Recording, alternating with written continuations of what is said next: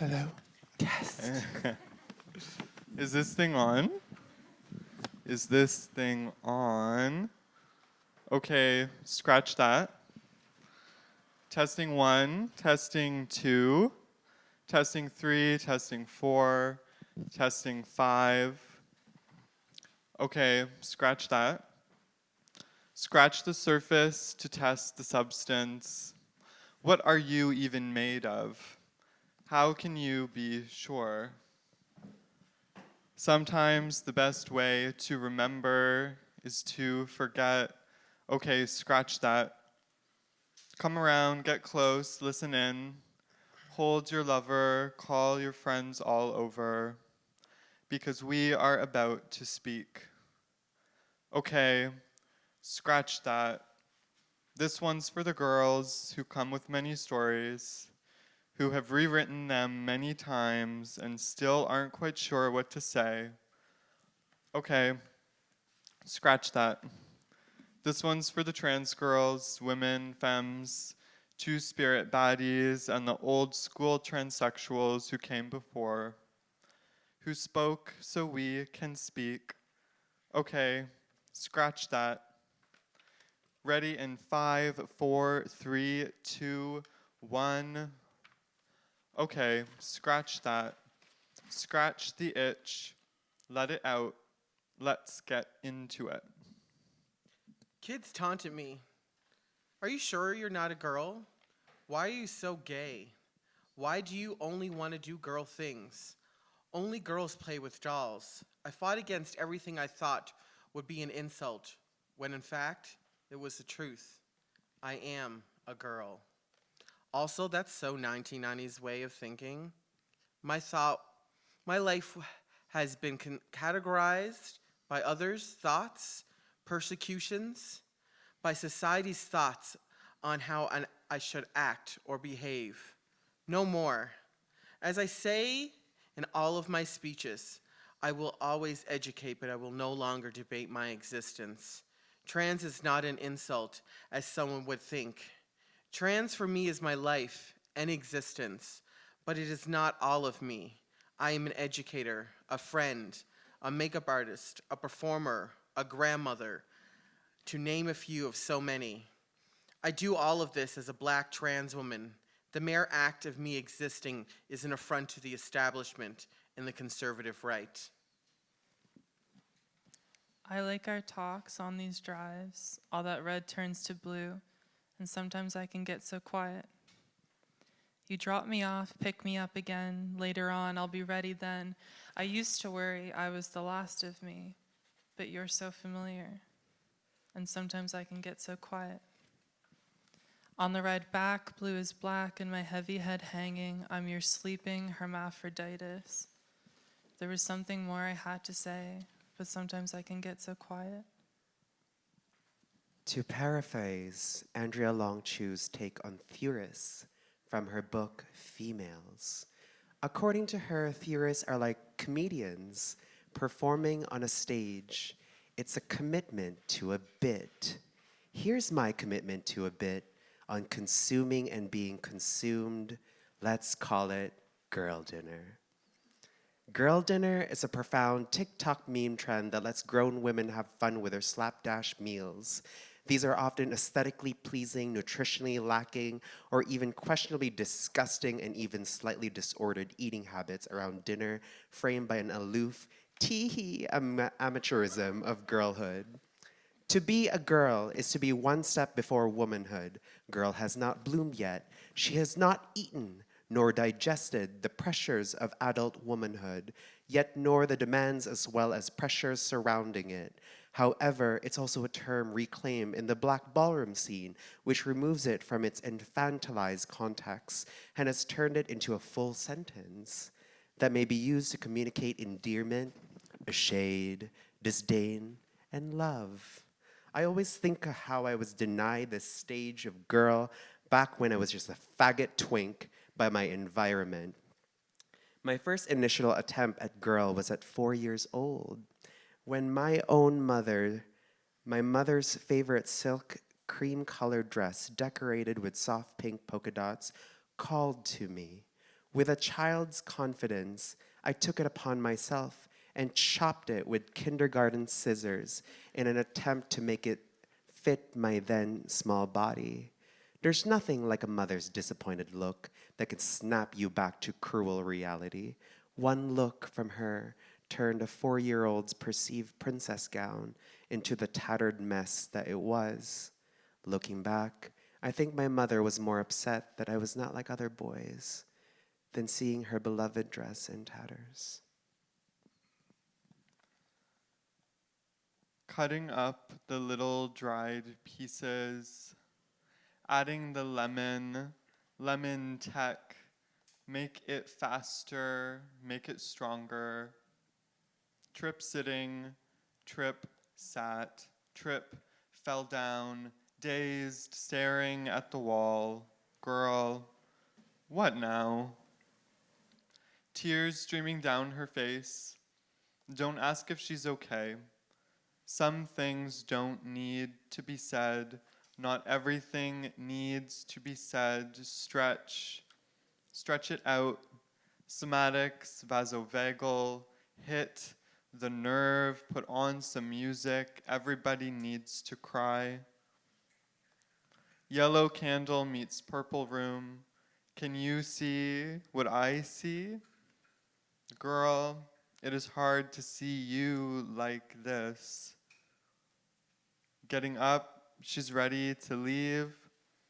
Don't ask where she's going. Just remind her she's welcome to stay. Find her on my bed sitting, bed sat but looking up at the ceiling. Pink ceiling above us. Thousands of tiny curves made by hands and plaster. Moons ago, I've really got to go. I'm ruining the vibe. This is your safe place. Girl, relax. The past open like a book. We're reading aloud. There's nowhere to go anyways. It's almost too much.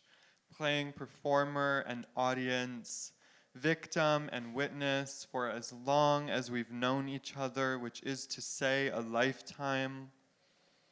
Girls when they want to go home, but they technically are home. Girls when they don't know where to go. We, me, you, us, them, here, there, in, out, up, down, near, far, safety, danger, unknown, unknowable, home, house. Shifters are words that change meaning depending on who speaks them. No one gets me like you. A small price to pay. Specificity for proximity. We're drowning each other while we teach each other to swim. I hope this never changes. Your body, your mind, your journey. Your being the key word there. It is up to you and to myself to think freely of my mind, my journey, and my body. As an elderly queen once said to me, if you would not have been burned at the stake for witchery in the 1700s, are you really living? But on the flip side of my public life, very private with my private life, contributing factors of this being an introvert posing as an extrovert. And my autism gives me the sense of hyper-alertness while still being in the moment of what I am doing. Life is what you make of it, they say sometimes. But when you constantly are told you shouldn't exist, how am I to live a life worthy of my time by just being unapologetically me? Now, I do understand how this tendency develops in the psyches of most transsexuals, as this is a tendency that I have likewise had to struggle very hard to overcome. Perhaps the most significant factor affecting this development is that most of us simply do not ever entirely get over being somewhat ashamed of being transsexuals. By making this observation, I am not meaning to place the blame entirely on transsexuals themselves, as I most certainly do understand how difficult it is to overcome such feelings when one is constantly being bombarded by societal messages that one should feel ashamed about such a thing. But it is possible to overcome such societal messages and to develop a healthy psyche in spite of them. And most transsexuals do manage to do so to some extent. But even among those who do manage to do so, there usually remains some vestige of shame, and that in turn translates into excessive self-consciousness, self-doubt, passivity, and withdrawal. I was trying for a long time to meet another transsexual because, of course, I was telling myself that if I want to be really intimate with someone, if I want to be close with someone, if I really want someone who will understand me, who will be nice with me, who will exactly know what I want and exactly where I want it, it has to be somebody of my own gender, and someone of my own gender means another transsexual. All of a sudden, the enormous big hugs that I had to be given by all of these gay men and the big kisses that I had to receive that I never got as a gay man, that I was all of a sudden getting as a woman, it was also, oh, you look so good today, as if, you know, oh, fuck, and if anything, I feel that this area is anything but supportive. I've always felt that. I feel on display as a freak show. The second attempt at girl dinner was at 18 years old when I used to buy estrogen and blockers from this black market Turkish website. I remember tasting the sweet aftertaste of the estrogen tickling underneath my tongue. It was my first taste of this gendered ambrosia. I'm not sure why it tasted sweeter than the estrogen I'm taking now. Maybe it was specifically laced with the flavor called freedom. Nothing tastes like your first time having girl dinner. This now non-existent underground resource, the Turkish medical black market, was usually accessed by dolls who have no access to hormone replacement therapy, either due to the fuckery of their own country's lack of trans health care, or more commonly due to unsupportive parents. Mine was the latter. Unfortunately, the website was permanently banned before I could see visible effects of girl dinner on my body.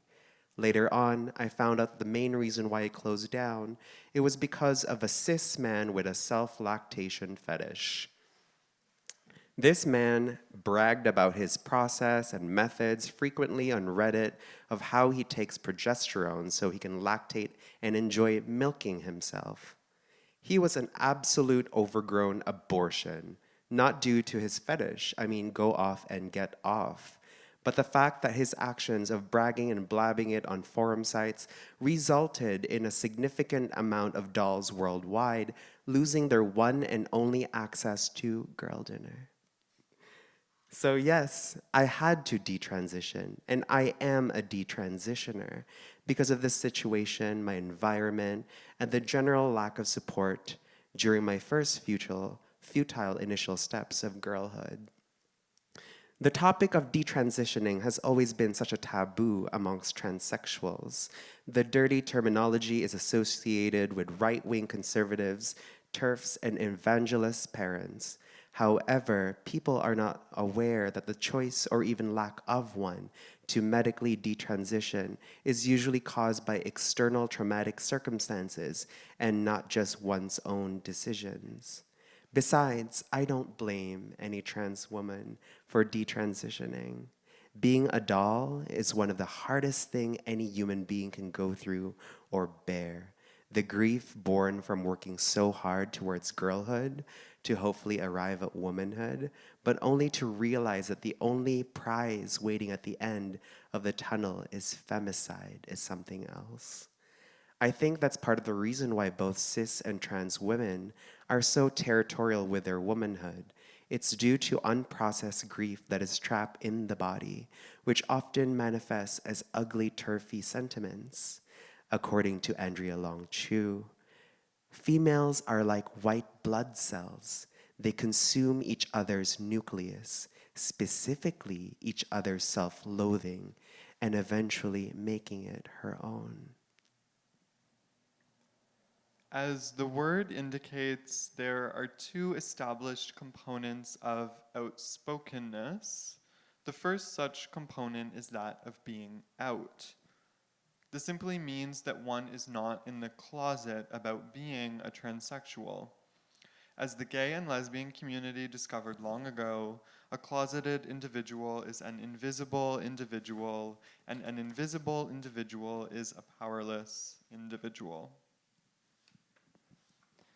It's breakfast time, and there's a table full of women, and it's loud and it feels good to shout over one another, one then the other, and all the way back again.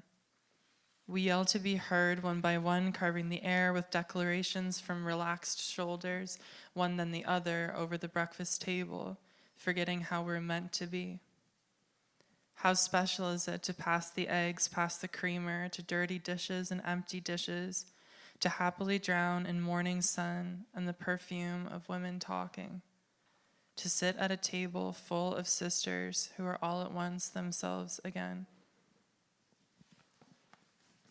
Looking for trans women, trans femme elders, transsexual grandmothers in the past, in history, in the official record written as such, is not an easy task.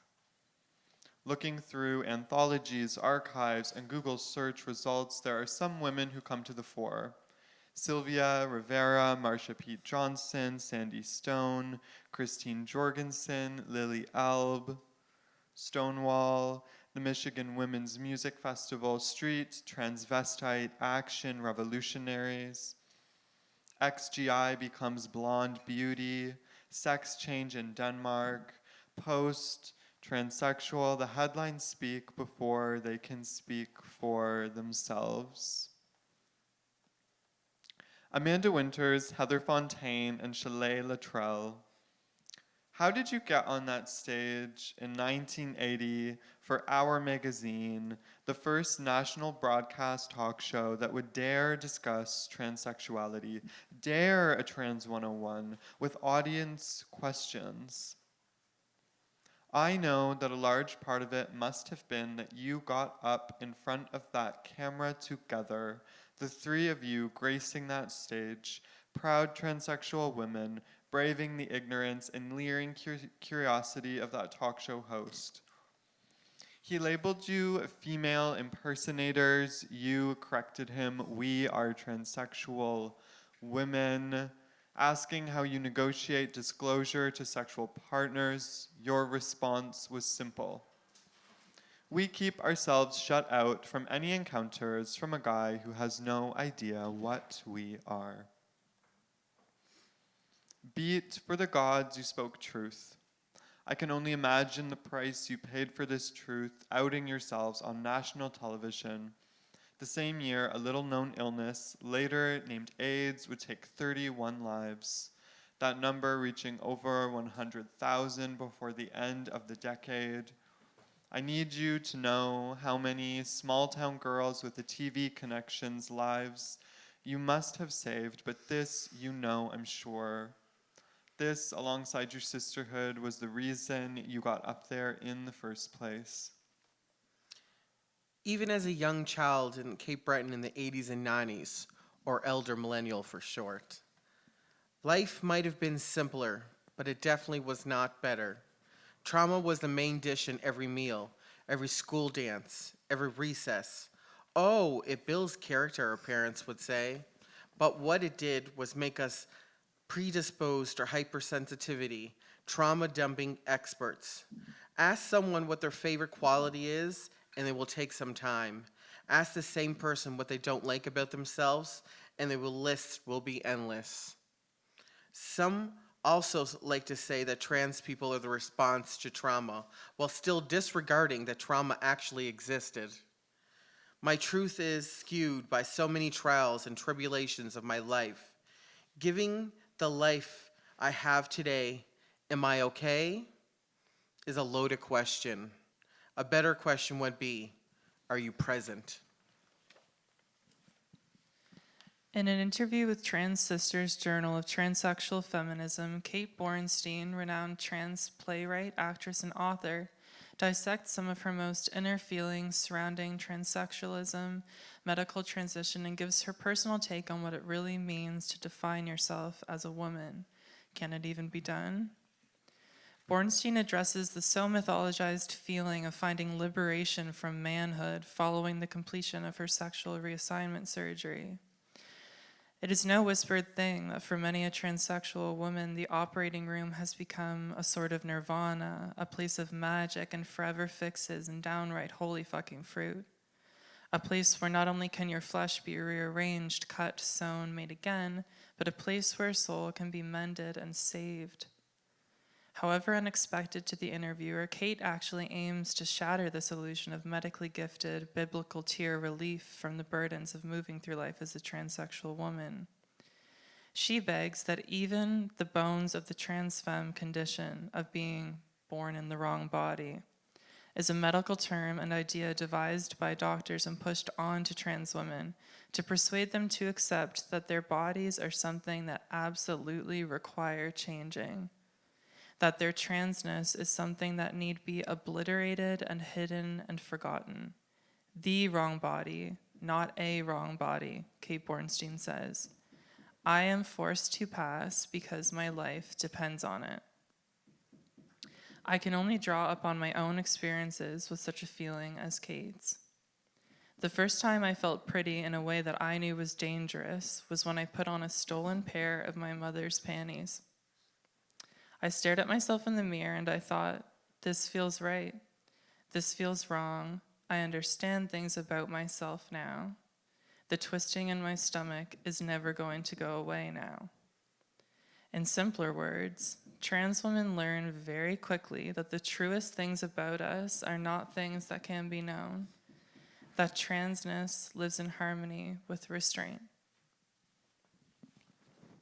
Somewhere along the way, I was misled to think of love as a boundless form of persistence. To love and properly care for someone meant to put aside all else, a form of devotion for the needs of another. Like a trunk of inherited quilts, photo albums, letters, and nursery rhymes, I moved this version of love as complete devotion into each new crush, friendship, and relationship to authority in my life.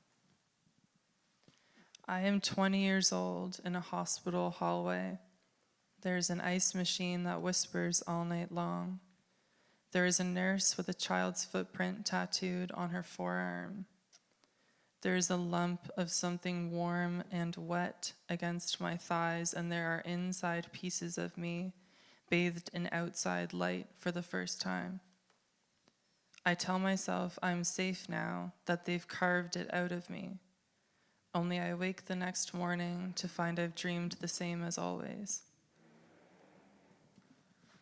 I could not ask a transsexual for anything more inconceivable than to forego passing, to be consciously read, to read oneself aloud, and by this troubling and productive reading, to begin to write oneself into the discourses by which one has been written. In effect, then, to become a post-transsexual. Still, transsexuals know that silence can be an extremely high price to pay for acceptance.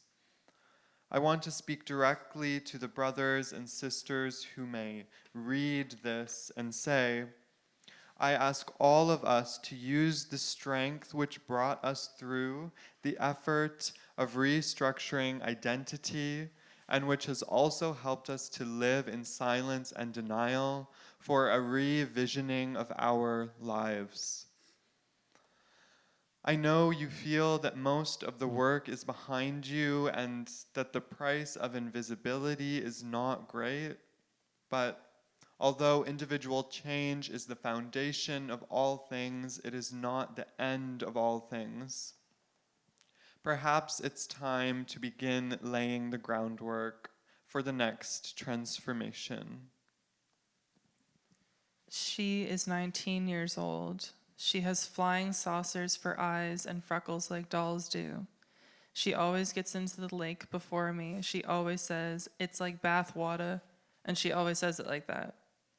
She collects reading glasses from the thrift. I always laugh because she has perfect vision. She never finds it funny.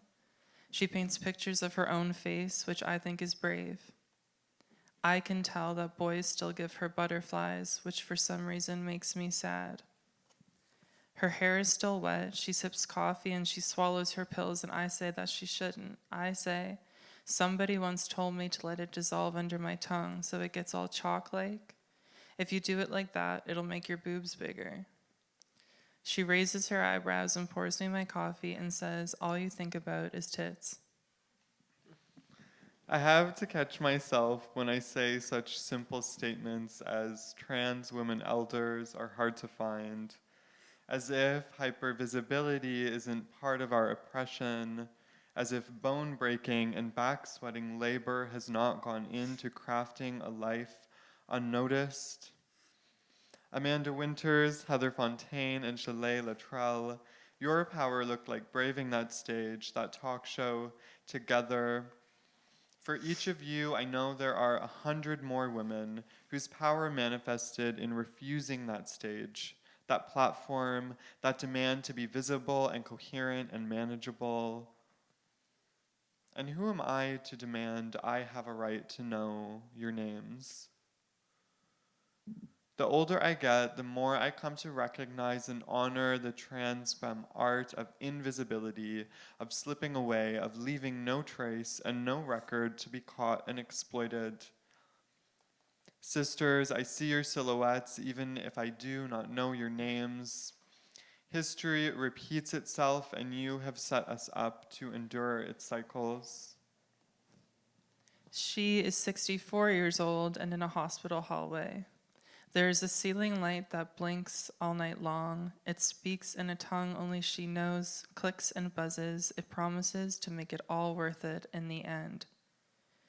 There is a girl far younger than she is. She can tell boys still give her butterflies, which for some reason makes her sad. She says to the girl, "You don't know how lucky you are. You'll get all of your life in pictures, the kind that you can really look at. You don't know how lucky you are." The doctor told her not to smoke. The doctor told her not to take her pills for a couple of weeks after surgery. She puts a cigarette behind her ear. She puts a little purple pill in her mouth. She smiles at the young thing, lifts her tongue and says, "It'll make your boobs bigger." Sometimes my mind dissociates to protect myself, but sometimes it is so sharply tuned to my surroundings it's overwhelming. There are days I want to be present and days I want to merely exist, leading to me back to what I said before. Existence, it's a sentence in itself. It's debated upon, it's given thought, even if it has nothing to do with a person you are. It is so much more than people give it credit to. My intersectionality of being a Black, elder, trans, performing, public speaking, advocating, teaching, ex-Navy, Cape Bretoner, shows my existence. My existence is enough. I don't owe you aesthetic or etiquette. I don't own respect even though I'm quick to give it, but I'm even quicker to revoke it. My third try at girl dinner happened at 26 years old. It felt much more comfortable and safe to be surrounded by supportive loved ones that made the journey much more fun. It was also such a blessing to be on hormones during the height of the pandemic in 2020. It was a privilege to be physically and mentally safe while in incubation. I still can't believe that, so far, I went through 4 puberties before I hit 30 years old. The first one was my boy puberty, then girl puberty at 18, detransitioning to boy again between 19 to 25, and then retransitioning at 26 years old. I often think about how trans time is non-linear, but also how much it exacerbates Filipino time as well. in the form of how big life things happen at completely different times compared to the rest of dominant society. Even the first year that I recommitted to transitioning again at 26 was wild. I went through HRT-induced puberty, menopause, but also lactation. It was affirming in a feral kind of way to my womanhood, because at that time, I really embodied maiden, mother, and crone at the exact same time. As I went through this journey of transitioning multiple times between the two rival aesthetic houses that we call male and female, I've learned a few things. I learned that gender is not something you can give yourself.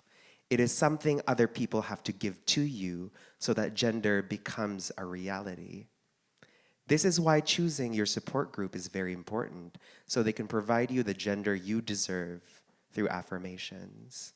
I learned that womanhood often exacerbates transness and vice versa. That transphobia a trans woman experiences is often laced and compounds through misogyny and vice versa. This is something called transmisogyny. The greatest example of this, which is happening locally, is how many trans women occupy the roles of mother in queer spaces, offering community support, frontline work, care, activism, and more without recognition. While trans men and masked folks' cultural productions are readily accepted and celebrated in institutions, which eventually leads to the gain of institutional power and prestige. I learned that to be trans is to be at the crossroads. I've learned that it's not what misogyny has done to you, but what misogyny can do for you. I've learned that trans womanhood is a double-edged sword, and part of the reason why trans women are not as celebrated or occupy institutional power in the long term, because for the unprocessed few, the misogynistic obstacles are deeply affirming to our womanhood. In this matter, I've learned that the trappings all women experience is found through acts of looking like and simply being a woman.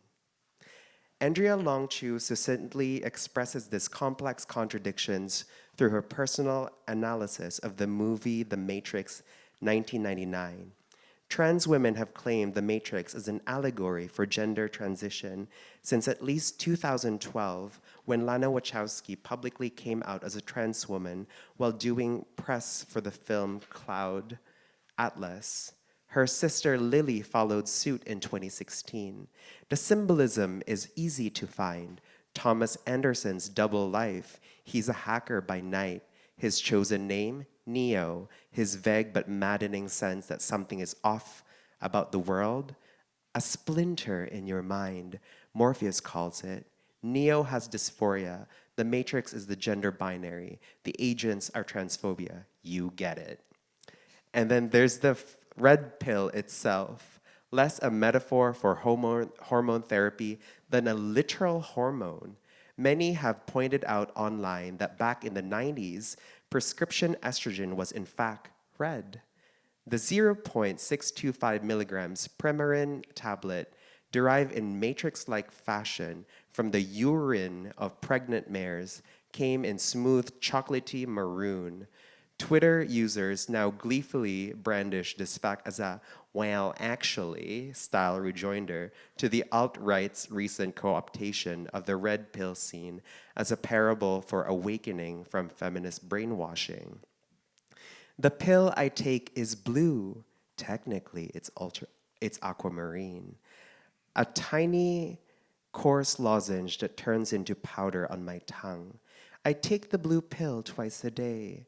Once in the morning and again before bed, sending myself back into the dream. In this version of the story, the hidden trans woman is not Neo, but Cypher, the Nebuchadnezzar's own Judas, who agrees to hand Morpheus over to the machines in exchange for being reinserted into the Matrix. Ignorance is bliss. He tells Agent Smith, mouth full of juicy, non-existent steak, I don't want to remember nothing, nothing, you understand. For to exit the matrix is not to know the truth, but to discover the poverty of knowledge. Welcome to the desert of the real, Morpheus intones after Neo takes the red pill. There's a reason the real is a desert. What good is the truth if nothing grows there? The notion that gender was socially constructed instead of biological fact was intended to free people like me from our assigned sexes. It did this. Perhaps, but only at the cost of the very categories into which we sought entry. As a good feminist, I know there is no such thing as a woman.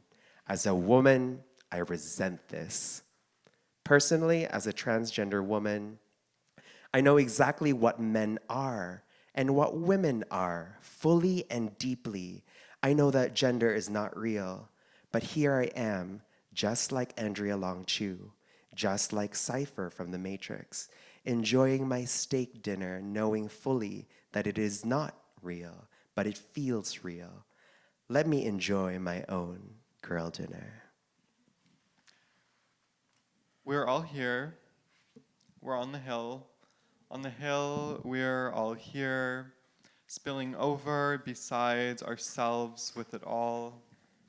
It's not all perfect here either. There's good and bad both, but there's enough, more than enough. The sun shimmers as it kisses the trees, sending godly light all over us and the things we share. Our needs, they're met, more than met. How beautiful it is when we come together, figuring out what it looks like. I am writing a big, thick fucking book for something somewhere to read after I'm dead, after all of us are dead. It's going to be a time capsule, an in memoriam of this is how it happened for all the trannies who paid taxes and went to work and walked the same earth as Pornhub.com did. Hand in hand with open hands, back shots and back to it. Are you even listening to me? I am writing a huge, heavy black book of names, ball and chained to @ signs that are ball and chained to scores of bookmarked girl dick. Shemale takes it like a man. This naughty girl has a secret. And I am putting that filthy secret in writing that I want all of you to feel bad for feeling good by me, by us. That we knew what was going on all along. Did you think we were stupid? Did you actually think you were the one consuming? Get your junk out of your hand. Listen to me. I am writing a motherfucking massive expose, and I want every reader to weep and laugh and puke. That is to say, I want it to be hard to read, because it wasn't hard to watch, was it? Why are you hard right now? Why are you so uncomfortable right now? Oh, and I want whatever alien who picks this thing up in a billion years and leaves the pages all fucked up and sticky from its alien fingers to think, damn, whoever wrote this was a real bitch. Oh, hello. Oh, okay, I'm used to this. In my perfect little dream world, I'd be just a woman, just a simple, content woman. I'd have a clandestine little house tucked away in the woods, covered in vintage floral decor and warm tones. There'd be cozy blankets in every corner of the house, and it would give the air of a cottage dream. I'd have a long-haired dachshund named Daffodil and a fat tuxedo cat named Dorothy. She would also have thumbs, the only cat I know who can hitchhike. In my perfect little world, I'd be a mom. I would have 2 children named Eleanor and Calliope. We'd spend our Saturday mornings window shopping in quaint little towns and eat lunch at adorable little cafes. We'd split strawberry shortcake 3 ways after lunch because the picture on the menu just made it look so delicious. But we were still a little bit full from our meals. On the drive home, we'd take the scenic route behind the highway.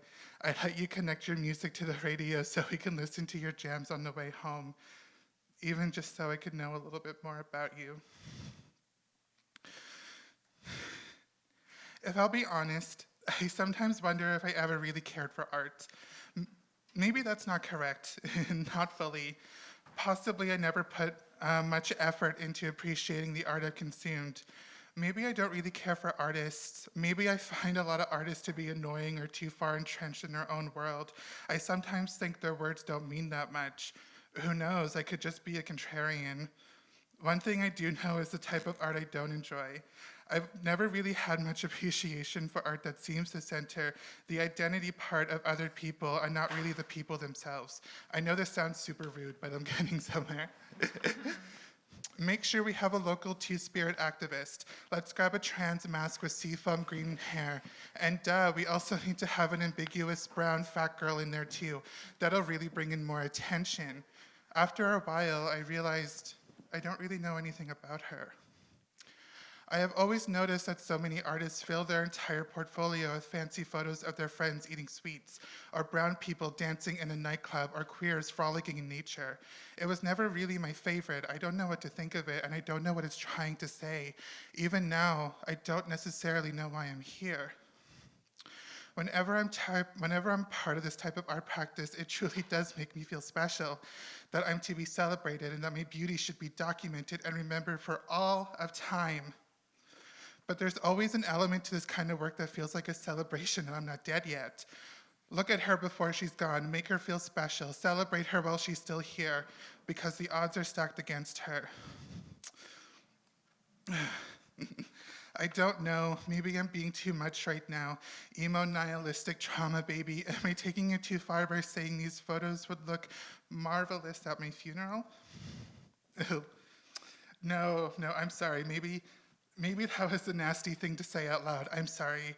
I appear to be having a moment. I think I'm having a conniption. I'm sorry. I intended to be soft and beautiful for you today. I'm sorry. I'm just inappropriately acting out. I'm being so inappropriately dark right now. I'm sorry. I feel like I'm inappropriately screaming at you all to leave me the fuck alone, and that's not it, I promise, and I'm sorry for being this way. I'm just so confused. I'm just having a moment. I'm having a conniption. I really don't know. This indecisiveness is making me wild. I feel a little confused. It's confusing. I've always been indecisive. I've always been aloof. I've always been withdrawn. Or maybe that's not right. Maybe that's not the right word. Some of my friends might argue against it. They might get mad at me. Is it more that I've been trepidatious? This anxious little Aquarian angel always waiting for the sky to fall or the waters to rise. Truthfully, I've always been scared of dying. I remember when I was a child, I would have these large-scale nightmares that the world was ending. I remember I had this one particular dream. Honestly, I think it was based off of a Simpsons episode of all things. I remember there was this episode where the world was falling apart and the humans had decided to fly out to inhabit other planets. There was this part where Lisa was chosen for a trip to Marge and she could only bring one family member. So she chose Marge, who brought Maggie with her, all while Homer and Bart were left to figure it out for themselves. I remember being really, really young and thinking about this exact same scenario night after night. It would keep me up for hours just pondering what I'd do at this moment if I were her. This decision is too much. My indecisiveness trapped me in my mind. I have two sisters. Who would I choose? Oh, God. I feel awful. And being stuck with the realization that my parents would die for us in this moment just filled me with so many complex emotions. I couldn't handle it. I remember thinking, I don't want to leave you here. I don't want you to leave me. Why can't you stay? Should I stay here too? I'll be honest, I still think about this sometimes. I blame Al Gore for teaching me about mortality at a young age when he released An Inconvenient Truth. I've always known that the world was ending and my time was limited. Jesus, I don't want to think about it anymore. I just want that house in the woods, and I want that Dashin and that tuxedo cat. I just want Eleanor and Calliope to be safe, but they won't, so I won't have them. And I hate it all, and I hate it here. Oh God, I don't know. Oh God, I am so mad. I just wanted to be a girl. I just wanted to be beautiful. Jesus fucking Christ, I just wanted to be a cookum. My beautiful girls, I see you all the times in my dreams, but you're not real, so I won't let you be. This isn't the right place for you. There's something evil here. This world isn't quite right, Nichimos. I just want to fix it, but I don't know how. I thought I was clever. I thought I was smart enough to make a difference, but I don't know how to convince people that killing is wrong. I thought I could convince people to leave children alone. I thought I was better at this. I sometimes ask, do we need certain identities to feel certain things? Certain feelings? Do I need to be a woman to access tenderness? Do I need to be a man to have self-esteem? Do I need trauma to be empathetic? Did Buffy St. Marie really need to sing, to fake indigeneity, to sing about love and mountains and about a fucking farm in the middle of fucking nowhere? I thought it would be easy to convince people that love is the sweetest feeling in the world, but I don't know how anymore. I have to keep trying, but they won't listen to me. I don't know what to do. I'm always dreaming of that house in the woods. It's all I want now. This constant dreaming is unhealthy. This dreaming is eating away at my life, but if I stop dreaming, then who's gonna take care of my girls? Oh God, I just wanna stay here. Oh God, if I forgive you, would you let me stay here? No, that'd be pretty stupid, right? Oh God, what came over me? I'm sorry, I just realized I'm oversharing, aren't I? I'm sorry, it got a little intense there, didn't it? I must have made you uncomfortable. I'm sorry. I need to remember what my community tells me. Calendula, have hope. Nihilism isn't fun, Calendula. Nihilism isn't cute, Calendula. Nihilism isn't sexy, Calendula. Stop thinking that way. You still might have a future.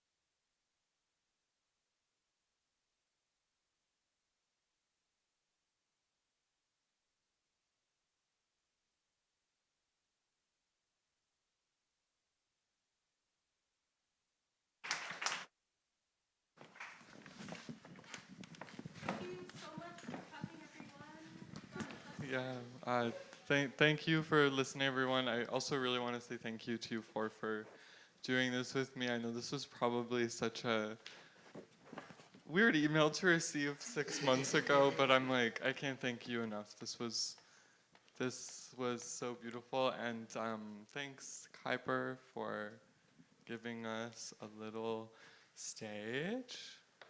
All right, that's all I'm gonna say. Thank you. I do want to say one thing. As a trans elder, this is the first time ever in Nova Scotia that 5 trans femme women got to come up here and just talk about themselves unapologetically.